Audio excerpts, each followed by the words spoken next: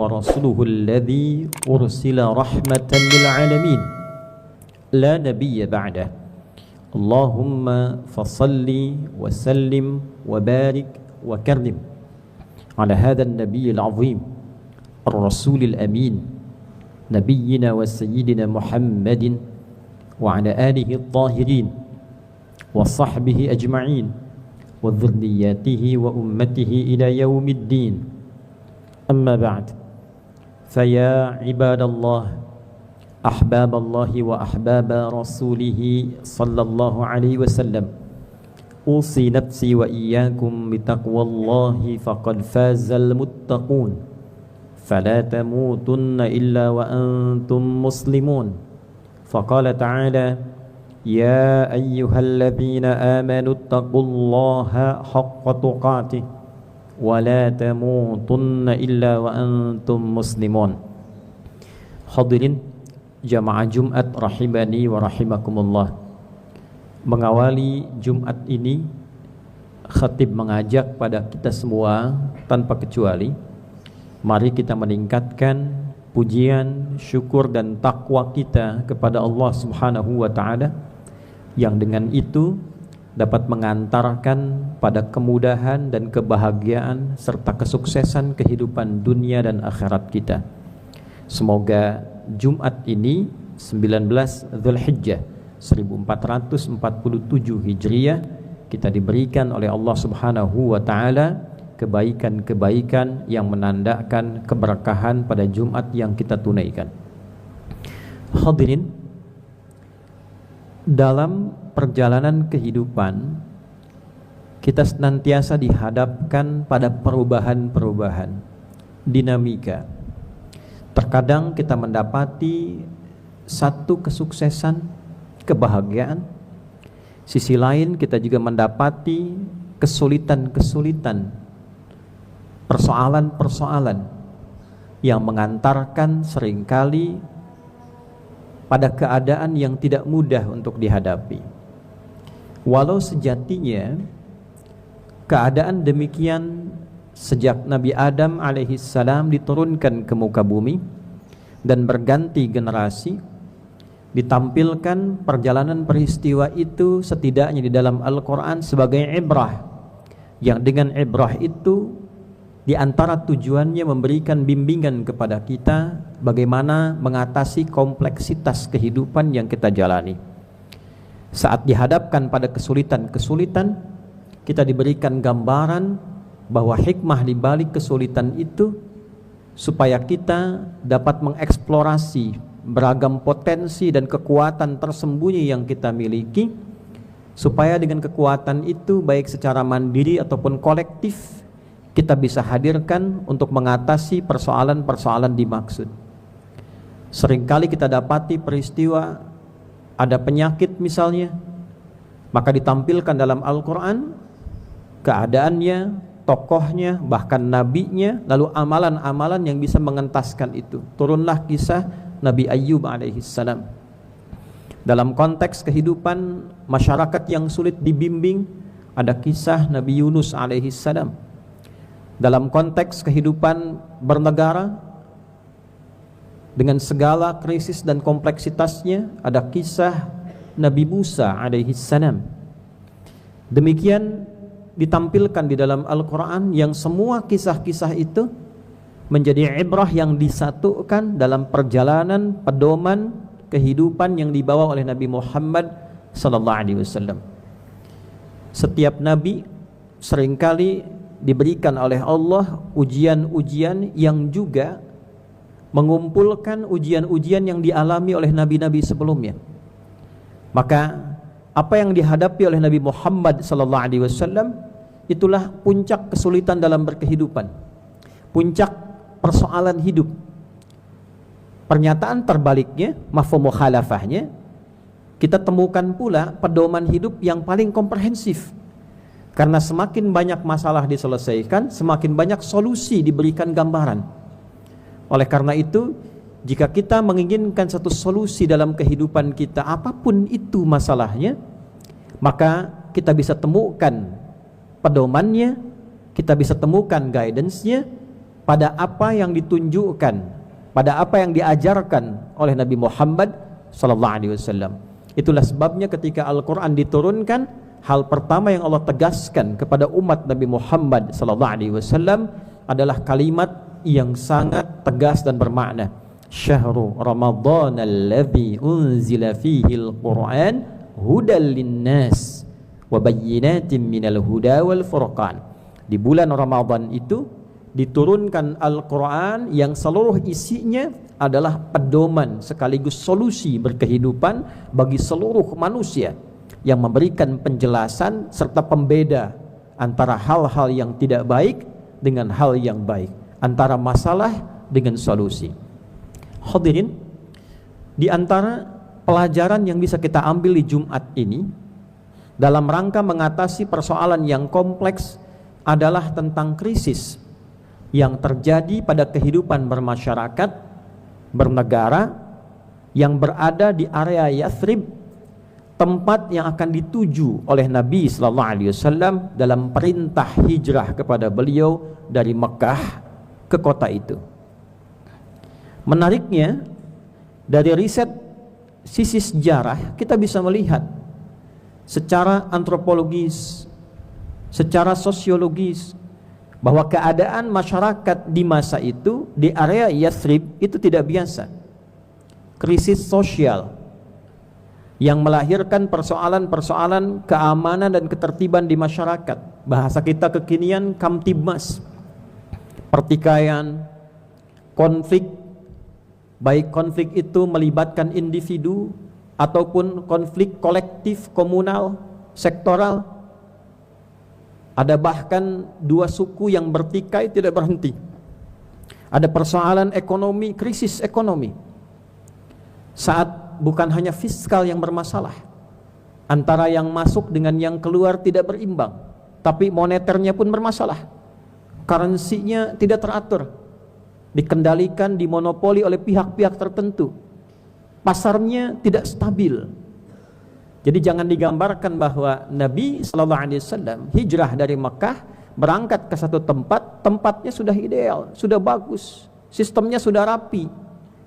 Justru di antara hikmahnya Allah ingin menunjukkan kebenaran risalah Islam, kebenaran risalah Nabi Muhammad sallallahu alaihi wasallam yang diutus di kota Mekah yang problematik, berhijrah kemudian saat itu namanya masih Yathrib yang problematik pula, ingin menunjukkan bagaimana Islam menjadi solusi, ingin menunjukkan bagaimana Al-Quran dan penjelasan-penjelasan Nabi berupa hadis itu berupa solusi dari persoalan-persoalan kompleks yang dihadapi oleh masyarakat dunia secara global.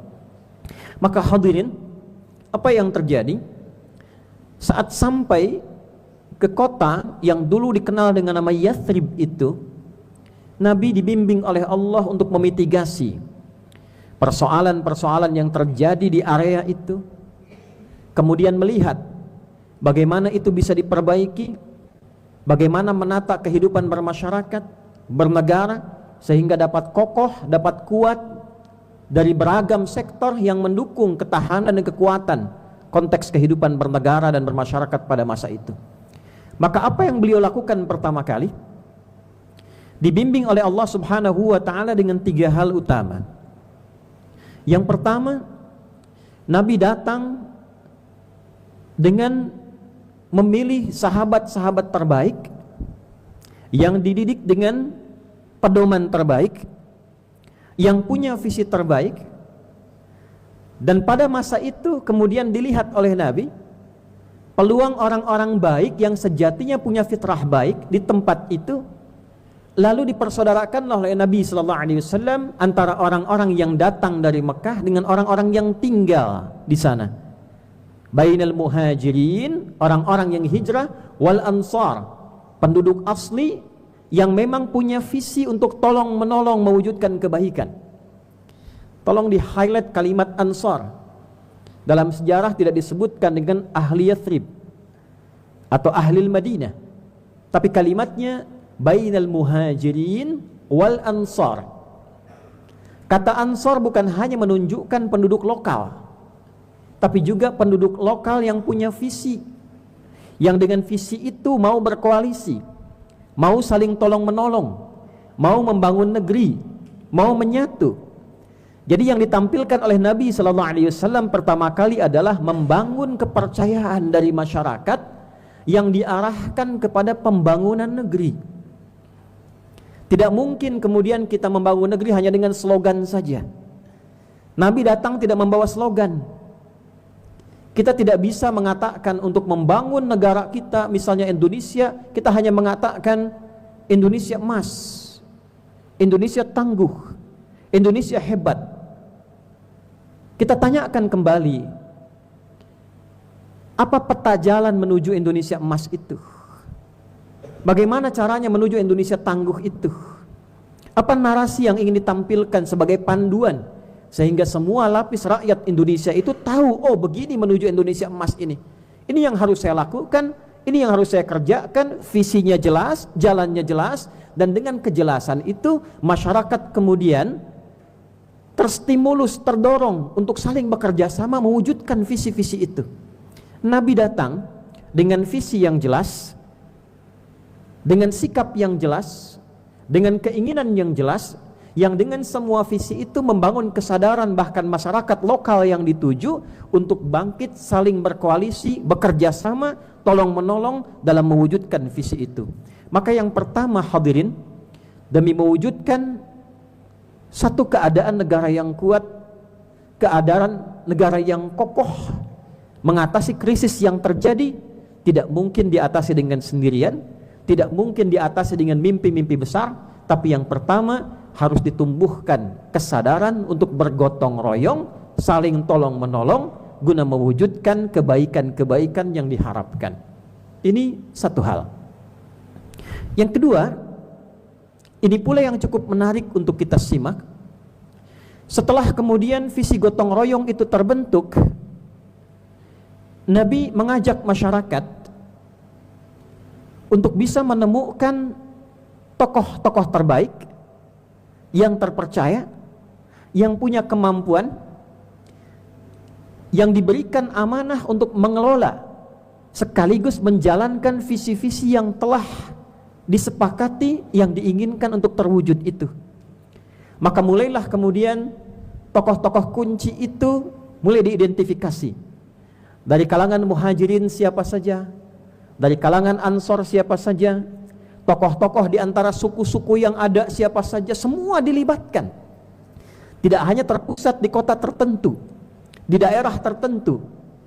Karena kampanye yang dibangun itu memperbaiki keadaan negeri, maka semua bagian negeri terlibat. Suku A, suku B, suku C, agama yang Islam, agama yang Yahudi, agama yang lokal, semua mengirimkan utusannya, tokoh-tokohnya, orang-orang terpercaya untuk mengimplementasikan, mewujudkan visi-visi dimaksud. Mereka semua duduk lalu bersepakat menyusun dan menuangkan apa yang akan disusun ini dalam kesepakatan yang diberi nama dengan Piagam Madinah pada masa itu.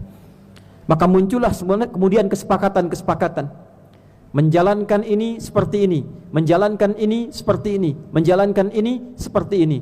Maka yang paling menarik hadirin, hal pertama yang disepakati adalah bagaimana mengatasi krisis yang terjadi pada masa itu dibangun dengan dasar kekuatan moral yang didasarkan pada asas ketuhanan yang Maha Esa.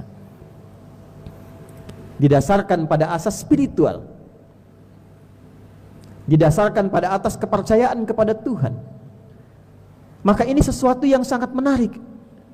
Ternyata mengentaskan krisis itu, awal pertama yang dilakukan adalah bagaimana menautkan kekuatan spiritual kita dengan Tuhan. Mengapa ini penting? Mengatasi persoalan kalau komitmennya harta benda, maka berpotensi melahirkan kekacauan di masa depan.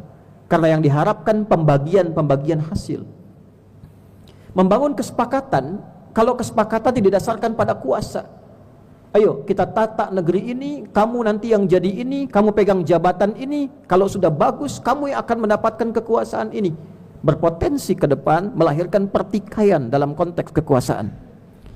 Tapi ketika yang dibangkitkan unsur spiritualnya, unsur imannya, ketakwaannya kepada Tuhan, maka tidak ada potensi kerugian yang terdapat di dalamnya, karena semua pembuktian dari dedikasi itu ditampilkan hanya untuk mendapatkan ridha dari Tuhan yang diyakininya.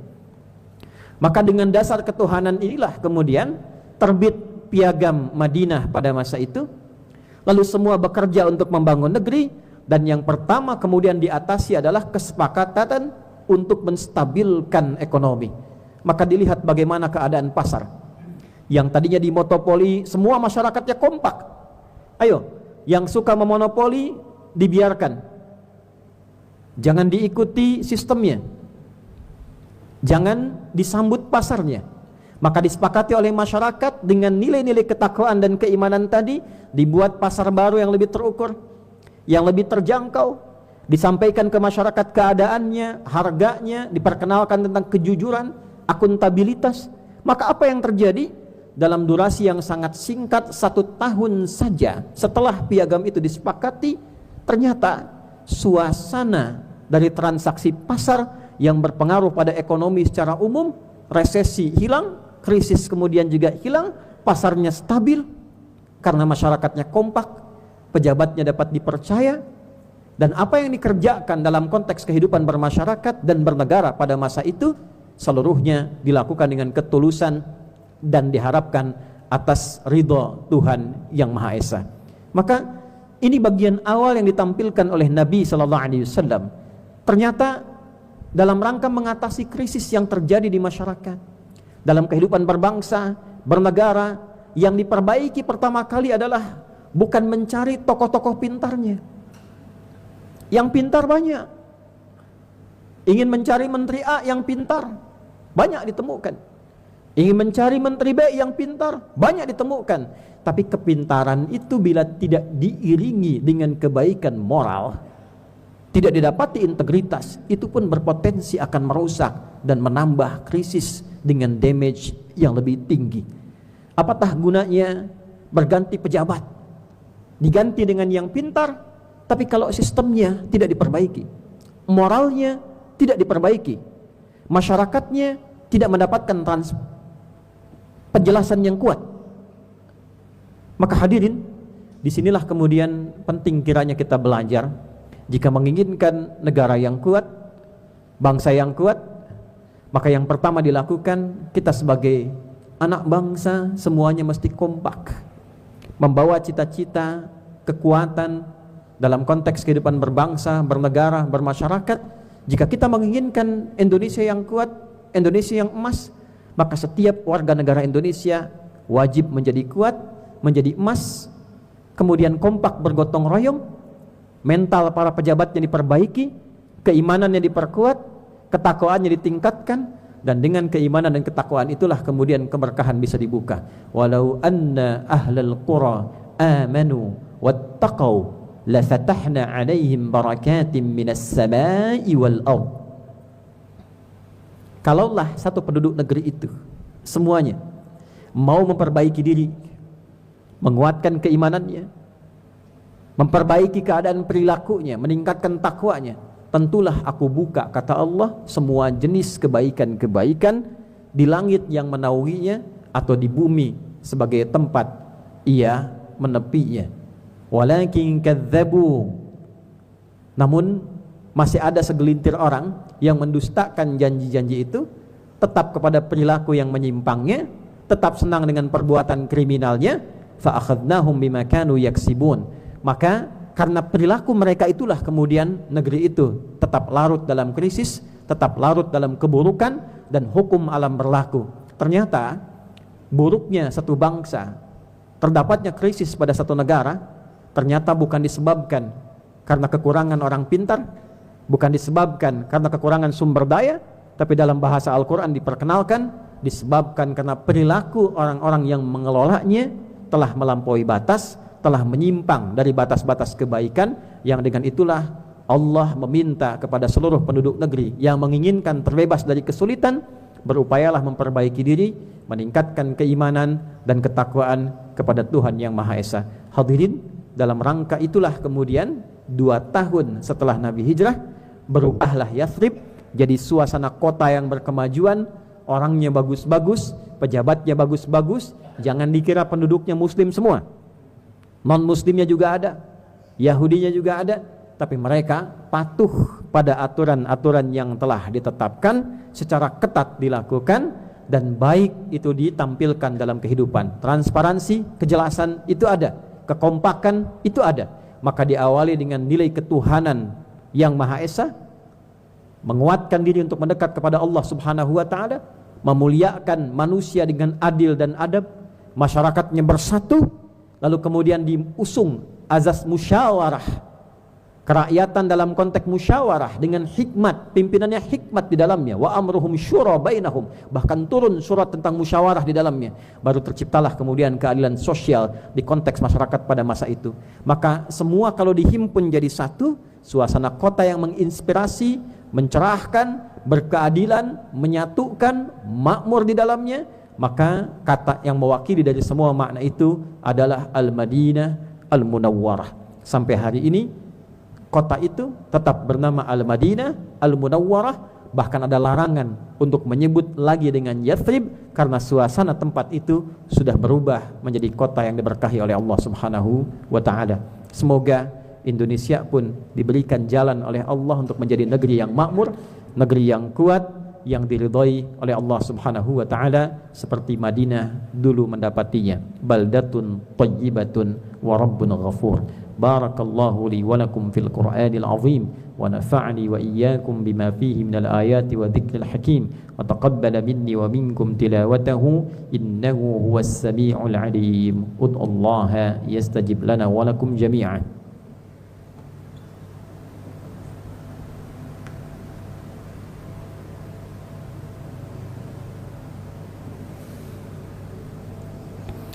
Alhamdulillah, nashhadu an la ilaha illallah wahdahu la sharika lah, wa nashhadu anna Muhammadan abduhu wa rasuluhu alladhi la nabiyya ba'dah. Allahumma salli wa sallim wa barik wa karrim ala hadha an-nabiyil azim ar-rasulil amin nabiyyina wa sayyidina Muhammadin wa ala alihi wa sahbihi ajma'in. Qala ta'ala: Ya ayyuhalladzina amanu taqullaha haqqa tuqatih wa la tamutunna illa wa antum muslimun.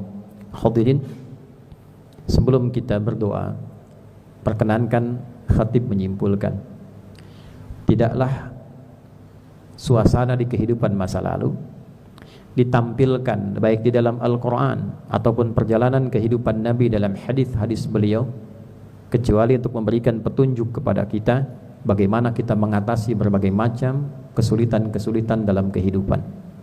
Hadirin, ada kesulitan individu yang mungkin setiap orang bisa merasakan itu dalam suasana yang berbeda. Ada kesulitan kolektif yang dialami bersama, terutama dalam kehidupan bermasyarakat, berbangsa, dan bernegara. Poin ketiga yang sangat penting, ketika Nabi hijrah dari Mekkah ke Madinah, maka Nabi diajarkan oleh Allah untuk mengatasi kesulitan-kesulitan kolektif dalam bentuk krisis yang terjadi di Madinah pada masa itu. Boleh jadi ada yang akan mengalami krisis-krisis dimaksud di masa depan, di tempat yang berbeda, dengan tokoh-tokoh berbeda, tapi substansi yang sama. Krisis ekonomi saat fiskal dan moneter tidak stabil, krisis sosial saat ketertiban, keamanan di masyarakat juga didapatkan tidak stabil.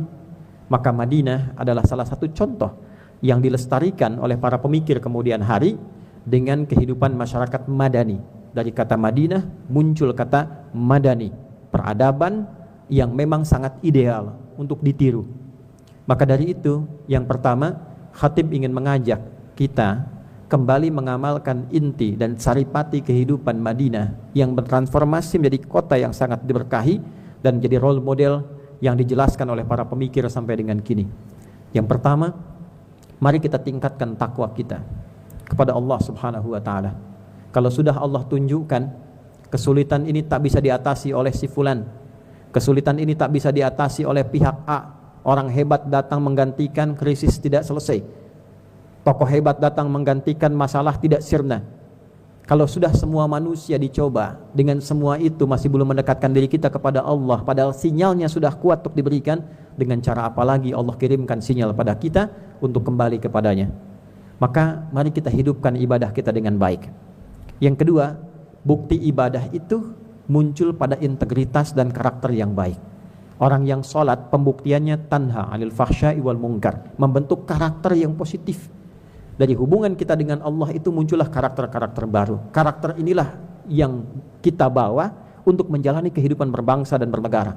Bila pejabatnya sholat dengan benar, bila rakyatnya sholat dengan benar, maka pejabat itu akan menjadi pejabat yang amanah, rakyat yang baik, dan dengan kebaikan itulah baru kita dapat membangun negara ini, bangsa ini, masyarakat ini dengan baik dan benar. Yang ketiga adalah adanya peta jalan yang jelas.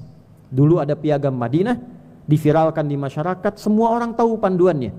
Maka kalau kita sekarang menginginkan Indonesia emas, tunjukkan pada masyarakat bagaimana peta jalannya, berapa lama itu bisa dicapai, apakah langsung tiba-tiba jadi emas di 2045, atau ada jalan yang harus ditempuh, sehingga semua orang punya kesadaran. Yang bersekolah ini kurikulum yang mengantarkan pada Indonesia emas, anak-anaknya mesti begini, belajarnya masih seperti ini. Yang di pemerintahan ini yang dikerjakan, yang dagang, yang di ekonomi ini yang harus dilakukan, sehingga semua orang semuanya termobilisasi untuk mewujudkan visi dengan pedoman-pedoman yang jelas dan dimaksudkan dengan cara yang terang. Dan yang terakhir adalah emas hanya bisa didapatkan dengan kinerja yang cerdas dan ikhlas.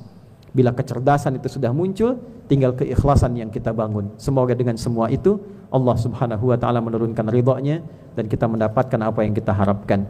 Mari kita awali dengan doa. Mudah-mudahan doa ini menjadi pengantar awal yang menjadikan keridhaan Allah diturunkan kepada kita semuanya tanpa kecuali. Qala ta'ala, innallaha wa malaikatahu yusalluna 'alan nabi ya ayyuhalladzina amanu sallu 'alaihi wa sallimu taslima. Allahumma salli wa sallim wa barik ala sayyidina Muhammad wa ala alihi wa sahbihi wa dhurriyyatihi wa ummatihi ila yaumil mi'ad.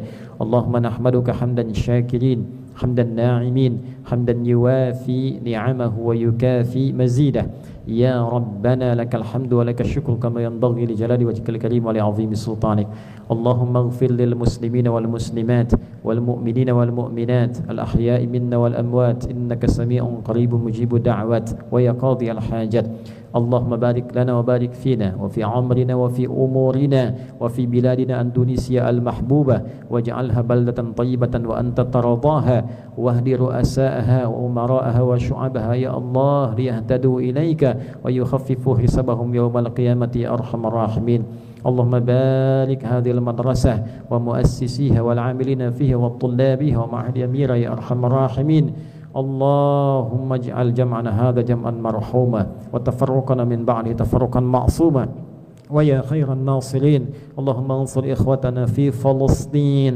وحرر المسجد الأقصى واجعل يا الله واجعل يا الله أحياءهم مجاهدين في سبيلك وموتاهم شهداء وألحقنا معهم في رحمتك يا أرحم الراحمين ربنا آتنا في الدنيا حسنة وفي الآخرة حسنة وقنا عذاب النار وصلى الله على سيدنا محمد وعلى آله وصحبه أجمعين وآخر دعوانا أن الحمد لله رب العالمين عباد الله إن الله يأمر بالعدل